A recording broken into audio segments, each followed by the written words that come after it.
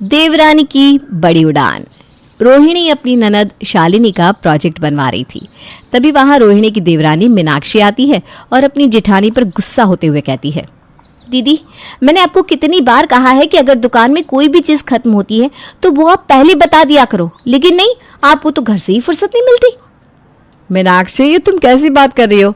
दुकान में क्या खत्म होने को है? मैंने सारी लिस्ट तो दी है, उसके बाद भी तुम मुझ पर चिल्ला रही हो। आपने लिस्ट दी है लेकिन पूरे सामान की नहीं। आज मैंने दुकान में देखा कि हमारी दुकान में तेल नहीं है, घी नहीं है और ऐसी भी कई चीजें हैं जो नहीं है। अब आपने इन सब का लेखा जोखा संभाला हुआ है तो आपका ये हक नहीं बनता कि सारी चीज का ध्यान आप रखें। देखो मीनाक्षी, चिल्लाने की कोई जरूरत नहीं है, चिल्लाना मुझे भी आता है।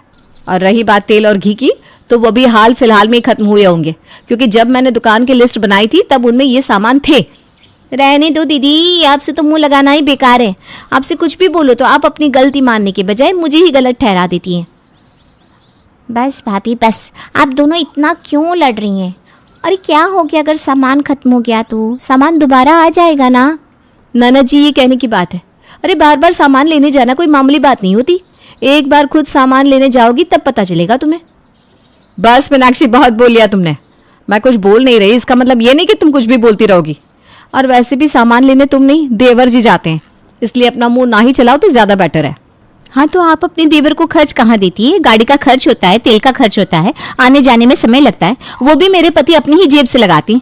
आप लोगों को तो बस घर में सामान मिल जाता है, जिसकी आप लोगों को जरा भी कदर नहीं है। अरे जिनकी मेहनत जा रही है उनसे तो पूछो। मीनाक्षी की ऐसी बात सुनकर घर में काफी तगड़ा कलेश हो जाता है। घर में कलेश सुनकर सुनीता आती है और अपनी दोनों बहुओं को इस तरह कलेश करता देख बीच में बोलती है, बहू तुम दोनों इस तरह क्यों लड़ झगड़ रही हो? आखिर क्या वजह इतना क्लेश करने की? माँ जी, आपको इस क्लेश का कारण पता चलेगा ना, तब भी आप अपनी बड़ी बहू का ही पक्ष लेंगी। इससे तो अच्छा ये कि आप हमारे झगड़े में ही ना पड़े। तुम्हें बड़ा पता है कि माँ जी मेरा पक्ष लेंगी या तुम्हारा? ये तो इस घर में सभी को पता है कि माँ जी किसका पक्ष लेती हैं। खैर, अब मुझे ना इस बात पर बहस ही नहीं करनी, क्योंकि आप लोगों से मुंह लगाना मतलब पत्थर में सर मारना। आखिरी बार कह रही हूँ, जाकर दुकान का जायजा ले लो, कुछ कमी हो तो बता देना। शाम को ही विक्रम मार्केट जाएंगे और अगर नहीं बताते तो वो सामान नहीं आएगा। मीनाक्षी से कोई कुछ बोल पाता उससे पहले मीनाक्षी वहां से चली जाती है। ये देखकर सुनीता को जरा भी अच्छा नहीं लगता, क्योंकि उसकी छोटी बहू ने न आज सिर्फ बदतमीजी की बल्कि ऐसा जवाब दिया था जिसे सुनकर किसी का भी दिल टूट जाता। सुनीता भी उदास होकर अपने कमरे में चली जाती है और रोहिणी भी उदास हो जाती है। ये देखकर शालिनी अपनी भाभी को दिलासा देते हुए कहती है, भाभी आप छोटी भाभी की बात को इतना दिल से मत लगाओ ना। आप तो जानती हैं कि भाभी जुबान से कितनी कड़वी है। शालिनी, जुबान कड़वी है ये मैं बहुत अच्छे से जानती हूँ, लेकिन अगर आप किसी को इज्जत नहीं दे सकते तो उसके सामने अपना मुंह खोलने की हिम्मत तो मत करो। इतना बोलकर अब रोहिणी वहां से चली जाती है। इस तरह घर में क्लेश का माहौल हो जाता है। अगले दिन जब सभी खाना खा रहे थे तभी मीनाक्षी का पति विक्रम अपने बड़े भाई राहुल से कहता है, भैया मैं सोच रहा था कि हमारे दुकान में अभी काफ़ी चीज़ों की कमी है, क्यों ना हम अपनी दुकान को बढ़ा लें। मेरा मतलब है अपनी दुकान में सामान को बढ़ा ले। जैसे हमारी दुकान परचून की है तो क्या ना उसको बढ़ाकर उसमें कुछ ऐसी चीज़ें रखी जाए जो हमारे ग्राहकों की ज़रूरत को पूरा कर सके। और वो चीज़ें क्या हो सकती है? भैया कुछ भी हो सकती है। जैसे मान लो किसी को कहीं इमरजेंसी हो जाए तो उसमें हम छोटी मोटी दवाइयाँ रख सकते हैं। देवर जी, आप ये कहना चाह रहे हैं कि आप हमारे परचून की दुकान में छोटी सी मेडिकल शॉप भी खोलना चाहते हैं? हाँ भाभी, ऐसे ही समझ लो। तुम्हें पता भी है हमारे पास मेडिकल का लाइसेंस नहीं है, हम चाह कर भी ऐसी कोई दवाई नहीं रख सकते। हाँ विक्रम, तुम्हारी भाभी बिल्कुल सही कह रही है। हमारी परचून की दुकान है, इसलिए हम परचून की दुकान में ही सामान की बढ़ोतरी कर देंगे, लेकिन हम अपनी परचून की दुकान में दवाइयाँ तो नहीं रख सकते। तो ऐसा करते हैं कि हम मेडिकल शॉप खोल लेते हैं। विक्रम, दुकान खोलना इतना आसान काम नहीं है। तुम्हें पता है जब ये दुकान मैंने और बाबूजी ने खड़ी करी थी तो हमारे पसीने छूट गए थे। हम लोगों ने खून पसीना एक करके इस दुकान को खड़ा किया। भैया बीच में बोलने के लिए माफ करना, लेकिन उस समय आप लोगों का खून पसीना लगा क्योंकि उस समय हमारी ऐसी कंडीशन नहीं थी कि हम कोई दुकान खोल सके। लेकिन अब हमारे पास पैसे भी हैं और हमारी कंडीशन भी अच्छी है, तो हम दूसरी दुकान क्यों नहीं खोल सकते? मीनाक्षी, सिर्फ दुकान खोलने की बात नहीं है, बात उस पर दवाई रखने की भी है, और दवाई का काम आसान नहीं होता। और जो तुम पहले की बात कर रही हो ना, अरे तुम पहले के बारे में जानती हो क्या हो? मुझे विक्रम जी ने सब कुछ बता दिया है, घर के हालात क्या थे। भैया आप मेरी बात मानिए तो दूसरी दुकान खोल ही लीजिए। अब देखिए ना, आपका भी परिवार है, मेरा भी परिवार कल को बढ़ जाएगा, और माँ भी तो है। अब इस छोटी सी दुकान में हम अपना खर्चा कैसे चलाएंगे? हमारा परिवार बढ़ता ही जा रहा है, ना कि कम हो रहा है। नहीं नहीं, फिलहाल के लिए हम कोई दूसरी दुकान नहीं खोलेंगे, बस बात यहीं खत्म। इतना बोलकर राहुल अपने खाने पर से उठ जाता है और वहां से जाने लगता है। लेकिन तभी विक्रम भी टेबल पटकते हुए उठता है और गुस्से में अपने भाई से कहता है, दुकान तो खुल के रहेगी, और वो भी हमारे इस परचून में ही। मैं भी देखता हूँ कि आखिर मेरे मेडिकल शॉप को खोलने से कौन रोकता है। विक्रम की बात का जवाब राहुल नहीं देता और वहां से पैर पटकते हुए चला जाता है। इस तरह घर में काफी सन्नाटा छा जाता है, जिसके बाद सुनीता अपने सर पर हाथ रखकर बैठ जाती है। सुनीता भी खाना खत्म नहीं करती और उठकर चली जाती है। घर में आए दिन कलेश होता रहता, ये देखकर सुनीता काफी परेशान हो जाती है। ऐसे ही एक दिन सुनीता अपनी पड़ोसन कुंती के घर जाती है, जहां वो अपनी पड़ोसन के घर में 2 किचन देखती है। 2 किचन को देखकर वो कुंती से सवाल करती है, कुंती बहन, तुम्हारे घर में 2-2 किचन क्यों है? अब क्या बताऊं बहन, जब घर में 2 बहुएं होती हैं ना तो घर का बंटवारा होता ही है। घर में आए दिन कलेश होता रहता था और वो कलेश मुझसे बर्दाश्त नहीं हो पाता था। मैं इन कलेश से परेशान हो चुकी थी, जिस वजह से मैंने अपने दोनों बेटों को अलग ही कर दिया। कुंती की बात सुनकर सुनीता शांत होकर बैठ जाती है। सुनीता की आंखों में आंसू थे और होठों पर चुप्पी। उसकी चुप्पी और आंखों में आंसू देखकर कुंती उसके कंधे पर हाथ रखती है और कहती है, क्या हुआ सुनीता, कब से देख रही हूँ कुछ ज्यादा ही शांत हो गई है तू। कोई बात है क्या जो तुझे परेशान कर रही है? मैं यहाँ आई तो थी तुझसे सलाह लेने, लेकिन लगता है तूने जो किया वो सही किया, और अब मुझे भी वही करना चाहिए जो तूने किया। मतलब मैं कुछ समझी नहीं। जिस तरह तेरे घर में लड़ाइयाँ होती थी ना, ठीक उसी तरह मेरे भी घर में हमेशा लड़ाई होती है, क्लेश होते हैं। और तुझे पता है कि हर समय घर में कलेश होना अच्छा नहीं होता। घर में शांति रहे बस। इसलिए मैं भी अपने दोनों बच्चों को अलग कर दूंगी। क्या पता अलग होने के बाद वो दोनों शांति से रह सके। लेकिन तेरे तो दोनों बेटे इतने अच्छे थे, बहुएं इतनी अच्छी थी, फिर उन दोनों के बीच में लड़ाइयाँ होती क्यों है? ऐसी कौन सी वजह है? दुकान को लेकर छोटा बेटा बोलता है कि मेडिकल की शॉप खोलनी है, लेकिन बड़ा बेटा कहता है कि नहीं, उसे परचून की दुकान ही चलानी है।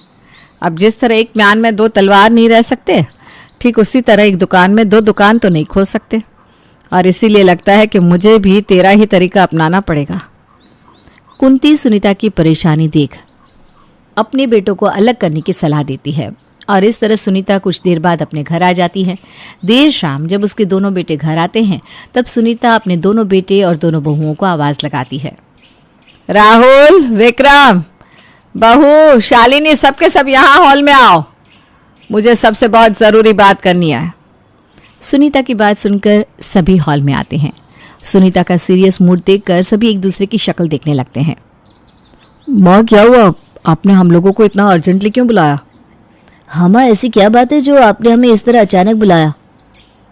बच्चों, इस घर में आए दिन कलेश होता रहता है। मुझे घर में चिक चिक बिल्कुल भी पसंद नहीं, क्योंकि ये कलेश एक न एक दिन किसी पर निकल ही जाता है। मुझे घर में शांति चाहिए और इस शांति को बनाने के लिए मैंने एक फैसला लिया है। फैसला? कैसा फैसला माँ? यही कि इस घर में बंटवारा होगा, इस दुकान का बंटवारा होगा। बंटवारा? लेकिन माँ। बस विक्रम, मुझे तुम लोगों के मुंह से एक शब्द और नहीं सुनना। जब तेरे बाबूजी इस दुनिया को छोड़कर गए थे तब मैंने उनसे एक वादा किया था कि मैं उनके इस घर को कभी बिखरने नहीं दूंगी, लेकिन शायद अब ये नहीं हो सकता। मैं उनके इस छोटे से आशाने को नहीं संभाल पाई। इस घर में हमेशा कलेश होता रहता है, पर अब बस इस कलेश में मैं और नहीं रह सकती। मैं इस घर में शांति चाहती हूँ बच्चों, इसलिए कल के कल इस घर का, इस दुकान का, यहाँ तक कि बर्तनों का भी बंटवारा होगा। इतना बोलकर सुनीता वहां से अपने कमरे में चली जाती है और कमरे में जाकर फूट फूट कर रोने लगती है।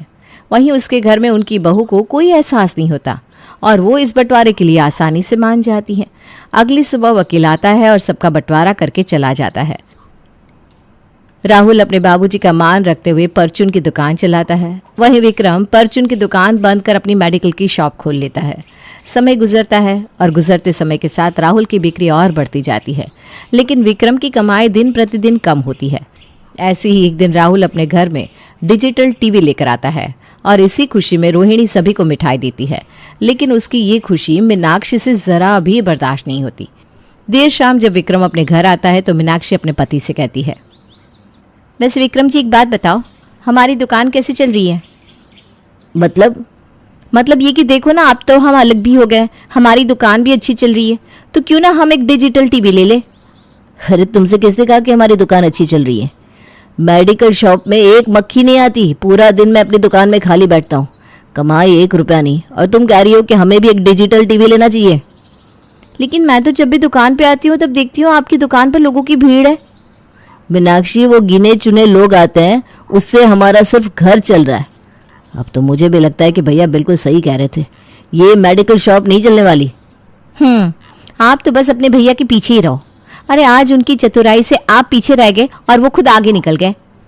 विक्रम मीनाक्षी के बातों का जवाब देना जरूरी नहीं समझता, क्योंकि वो कलेश नहीं चाहता था, इसलिए वो चुपचाप सो जाता है।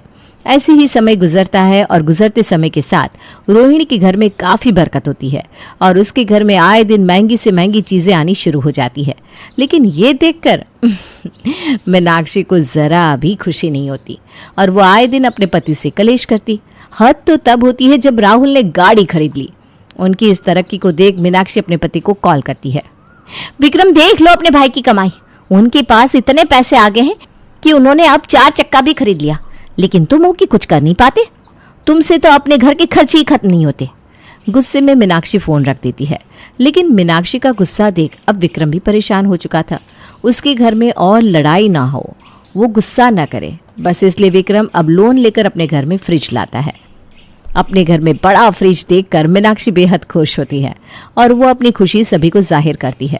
ऐसे ही समय बीतता है और बीतते समय के साथ मीनाक्षी जो विक्रम से मांगती, विक्रम लोन लेकर उसकी इच्छाओं को पूरी करता। ऐसे ही समय बीतता है और बीतते समय के साथ विक्रम अब कर्जे में डूब जाता है और काम न चलने की वजह से वो अपने लोन को समय पर भर भी नहीं पाता। ऐसे ही एक दिन विक्रम अपने घर में बैठकर खाना खा रहा था, तभी उसके पास एक कॉल आता है। आपने अब तक लोन नहीं भरा है, अगर आपने लोन नहीं भरा तो हम अपना भुगतान आपके घर से कर लेंगे। विक्रम कुछ बोल पाता उससे पहले ही कॉल कट जाती है और ये सब देखकर मीनाक्षी विक्रम से कहती है, किसका कॉल था विक्रम? लोन वाले का। उन्होंने हमें धमकी दी है कि अगर हमने लोन नहीं चुकाया तो वो हमारा घर हमसे छीन लेंगे।